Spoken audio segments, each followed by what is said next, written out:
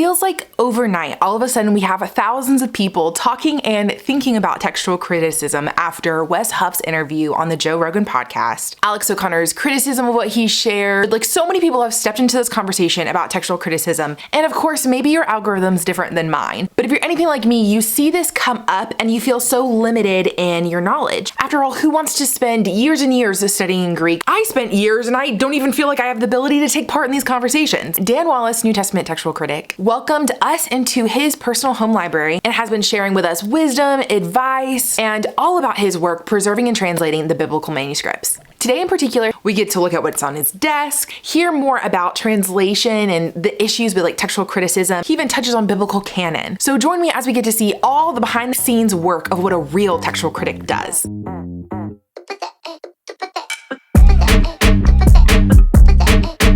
Now, first things first, I asked Dan, because he had a couple funky looking things. What's on your desk? These, I've got 3 of these, I think. 1, 2, 3, yeah.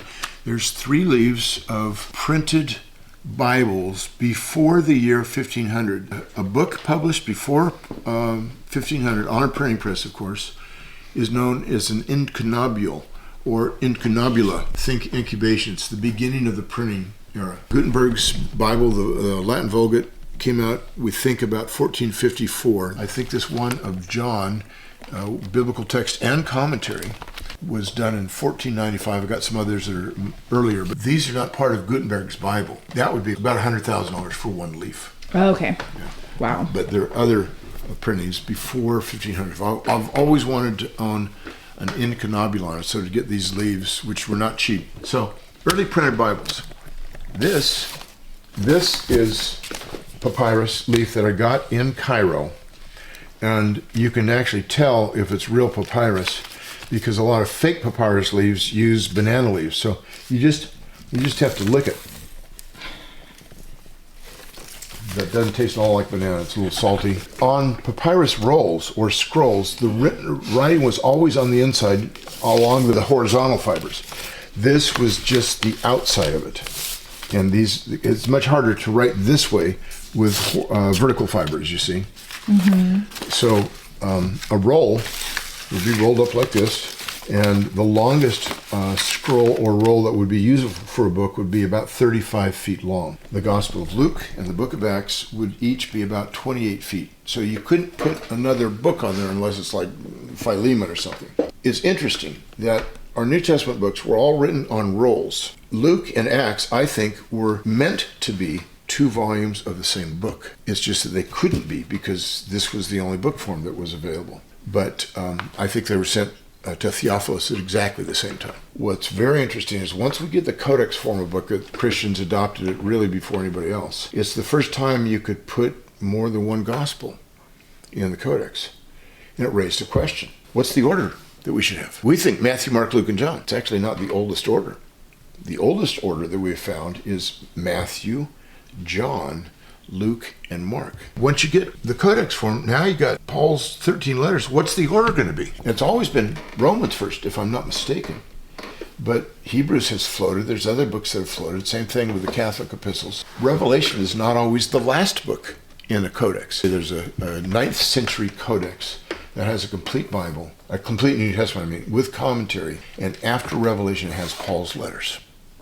So Matthew is always first. But when you start combining these different genres, what's the order even of the genres? You have Acts and then the Catholic epistles in quite a few manuscripts. And there's a push now to have our Bibles go in that order now because there's so many ancient manuscripts that do it. We know what the canon is. We just don't know what the order was or why. And there's lots of questions that are raised by it. So papyrus, that was the first material that books were written on. And CSNTM has photographed a few papyri, and the most important collection are the Chester Beatty papyri that we photographed. P45, P46, P47. That P stands for papyrus, and it has to do with the date of publication. These were found in about 1930 in Egypt. Chester Beatty, who was a copper mining millionaire, an American, he's got this wonderful library that was the Museum of the Year for Europe one year. It's not very big, but he's got a lot of the New Testament manuscripts, all of which we have had the great privilege of photographing. They have these in individual leaves. So here So Luke 12, 18 through 37, 42 to 13:1. You've got this one that's the backside of another one. So this is the backside of this. This is the backside of this. So it's if you had the manuscript, it would be just exactly like this, and these are in order. These are in a plate of glass. All the papyri are between two plates of glass. And this is approximately where they line up, and scholars have gone through. It's even difficult to see that there's any letters there. Mm-hmm. But we go through this, and we identify what it is. We can figure out the distance, and that's how we know what this early manuscript said. These two volumes, this is white background, this is black background, are of these three papyri, and the pages had to be large enough to capture the largest leaf, because all of these are exact size. So when you see this, we could have blown these up, make it easier to read, but that's not what you actually see. This is the size of these things. So you get large leaves like this, and some of these are really massive. And then that's the end of P45 right here. So it ends well. The outside leaves are pretty good. Then you've got some smaller fragments like this. Let me find one. Okay, I've got it. This is going to be so much fun to show you. Mm-hmm. Okay, this leaf right here. It's leaf number folio number 6 horizontal. So that means the fibers are going this way. And I'm going to show you. Okay, you see this down here? No, it's here. You can see the tops of the letters. You have no idea what they are? Yes. Every scholarly production of this has misunderstood it. So this is marked 8:10 through 25. Okay, that's this picture. Okay. 3rd century. I want you to watch right down here. Wow. That's the word archetai. It means he came. Everybody else has they came. That's what they say it reads. And so here we've put down the Greek the way it would line up, and now the English. So you can see what's on the edges, not part of the papyrus, but and he came to Bethsaida. Not they came. The disciples came with Jesus, of course. But he came to Bethsaida. The focus is on Jesus. And there are other manuscripts that have this, but nobody has recognized that P45 also has he came. The word they came doesn't fit in those little black dots. And only when you can do this kind of animation and see how the letters fit, where you're really focusing on it, can you see what's really there. Mm-hmm. And my son Andy, who is a film editor, did the animation for us. It's pretty cool, I think. Yeah. Okay, so. Very cool. Now that's P45, P46. Each leaf is worth probably 7 figures. Are you shaking when you take the pictures? No, actually what happened is we were not even allowed to touch the plates. They had a security guard there, and they had the librarians. They set up a place for us to shoot, put in air conditioning just for this, and it was in a basement.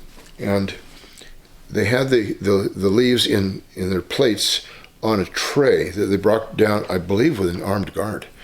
And they brought them into the room, locked another room so you couldn't even access it.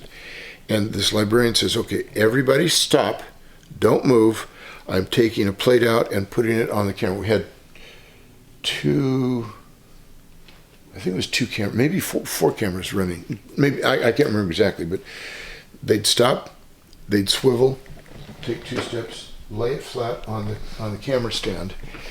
And because there's wires going all over the place, and they had not realized how valuable these leaves were until we were coming to shoot, and they never told us, but I am sure it's about $1 million or more for each leaf. But now what I got to do, I was in a separate part of the library, and I got to handle the plates, and I'm doing measurements on each one of these and documenting what the text is and things like that. So here's the end of Romans. I want you to see this. This manuscript is paginated, not foliated, but each page is numbered. And so here is the beginning of Hebrews right here, pros Hebraeus, to the Hebrews. And this is the end of Romans 16, 14 to 23. It's almost a complete leaf. P46, there are 86 of an original 104 leaves. And they're like this, 80-90% of it complete. It's just It's the oldest copy of Romans and a bunch of these other books. Speaking of, like P46 and 47, what you're flipping through right now, what would you say to people who are like, well, that's old. That's not like AD 35, you know? Why care about these? Because it's not in the year AD 35? Is that what you said? Yeah, it's not right after Christ. Yeah. Well, it's a copy of a copy. Sure, these are copies of copies. But here's the thing about New Testament manuscripts. Our oldest manuscripts are written within decades of the New Testament. Some of them from the 2nd century are especially from John's Gospel. And I think John was written in the 60s. These are as early as AD 100. We're not sure. You know, dating manuscripts is not a hard science. But you say, okay, it's within 100 years. Now, you compare that to most classical authors, and we are waiting an average of 500 to 1,000 years before we get our first copy. In the 2nd century, we have as many as a dozen manuscripts, all fragmentary, of course. And 3rd century, we have as many as 61, and these are 3 of them. They include 17 of the New Testament books. By the 4th century, we have our first complete New Testament in Codex Sinaiticus. Friends, I know Dan has blessed us so much. If you want to learn from Dan more, he has a monthly subscription where you get to join him for meetings and lives and learn from him more. I actually just got an email of the schedule coming up of all the different lessons that he's going to be doing. He calls it the Scribal Fellowship, and I'm inviting you to join me in the support of the ministry at CSNTM, where they catalog manuscripts all towards the work of preserving the biblical text and making sure we have the most reliable Bible as possible. If you join me in the support of CSNTM, before March 1st, 2025, you'll be entered to win one of 4 signed net Bibles that Dan has signed, but also had a pivotal role overseeing the New Testament translation of. And these are full notes editions where they have all the translation notes of textual issues and translator notes. But if you missed the previous episodes of this series, click right here to catch up, or click here to support CSNTM, and I'll see you guys there.